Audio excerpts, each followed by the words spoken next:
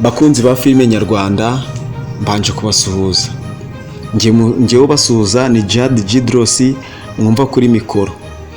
Nagiye mbakorera inkuru nyinshi zitandukanye mwagiye mukunda, nka filime yitwa Intimba series n'izindi nyinshi zigiye zitandukanye. Aka kanya ngiye kubagezaho inkuru yitwa Amahitamo series. Iyi filime mu ntangiriro yayo tubonamo abasore babiri baba bahanganiye umukobwa. Uwo mukobwa witwa Mutoni baba bamuhanganiye, dore ko uwitwa Bonheur aba ari umukire akungahaye ku mafaranga ndetse ari umuherwe afite n'icyubahiro muri rubanda.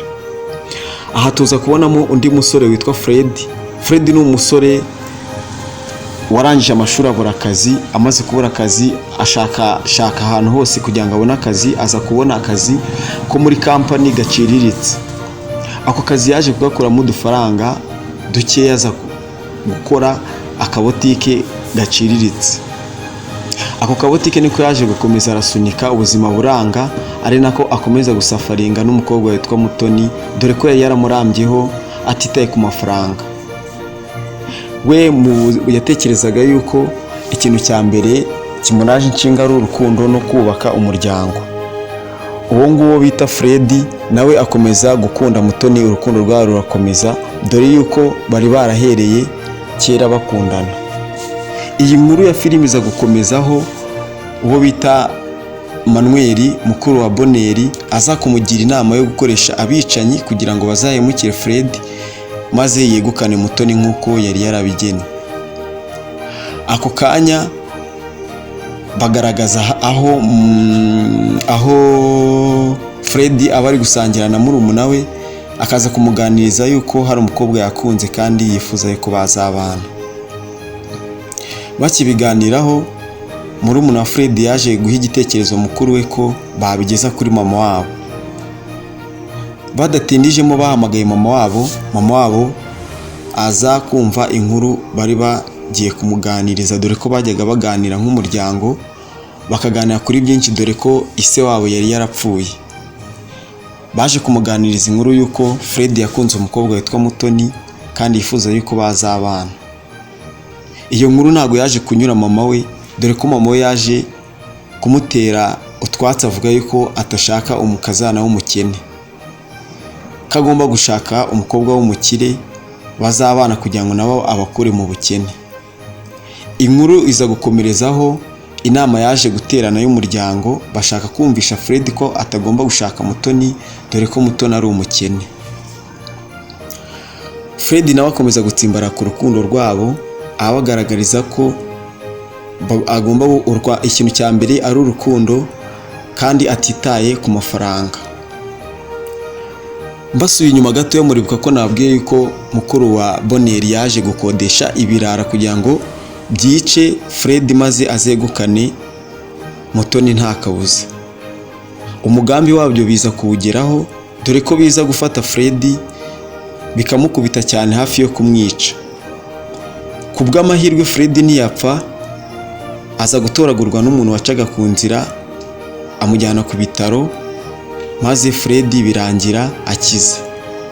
Gusa muri iyo nkuru haza kugaragaramo ibisambo bikuru, harimo uwitwa White wari uzwiho bizinesi zo gucuruza ibiyobyabwenge ndetse no kwica abantu. Niwe waje guhabwa ikiraka n'uwo bita Bonheur kugira ngo azamwicire Fred maze amukore mu nzira, yegukane Mutoni nta kabuza, dore ko Mutoni yari umukobwa mwiza wuzuye uburanga. Afite uburanga bwiza cyane, wa wundi ushobora kureba ukibaza yuko ari uwo mu bakire kandi ari umukobwa uciritse wo mu bakene. Iyo nkuru iza gukomerezaho tuza kubona yuko baza kwisanga ku muganga, aho twaje kubona ko Bonheur atavuye ku izima, aza kongera nanone gusubiramo wa mugambi wo gushaka kwica Fred, amwohereza ibirara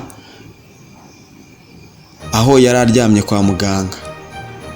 Mbibutsa ko iyi filime yasohotse ari igice cya mbere, igakundwa n'abantu benshi cyane ndetse bakomeza gusaba n'igice cya kabiri, dore ko twaje kwegera umukuru wa Mungu Media atubwira ko igice cya kabiri cyayo kigiye kuzasohoka vuba ngaha bitarambiranye.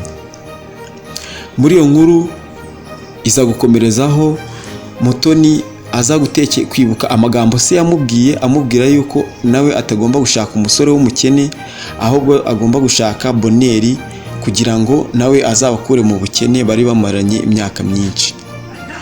Mutoni aza kubura amahitamo, dore ko na filime ariko yitwa, yibaza niba ashobora guhitamo amafaranga cyangwa ashobora guhitamo urukundo.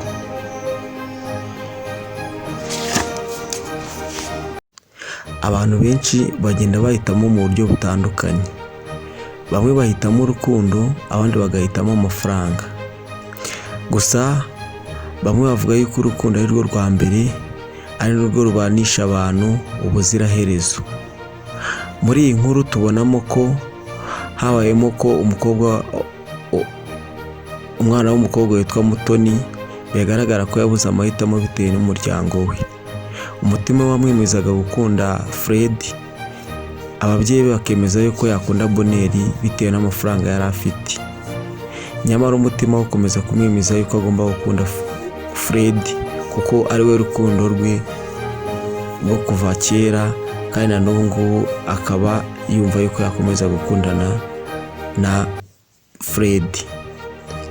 Bonheur akora uko ashoboye kugira ngo yegukane Mutoni, aho hagenda hagaragaramo ibyaha bigiye bitandukanye, ubugizi bwa nabi bw'indengakamere ndetse n'urugamba rutoroshye rwo guhanganira umukobwa.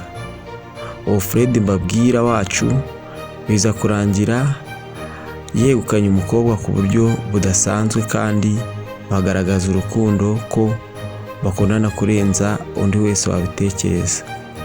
Nawe ukurikiye ino nkuru ndagusaba ko wakora amahitamo utagendeye ku babyeyi, wakora amahitamo agendeye ku mutima kugira ngo wumvire urukundo rw'umuntu.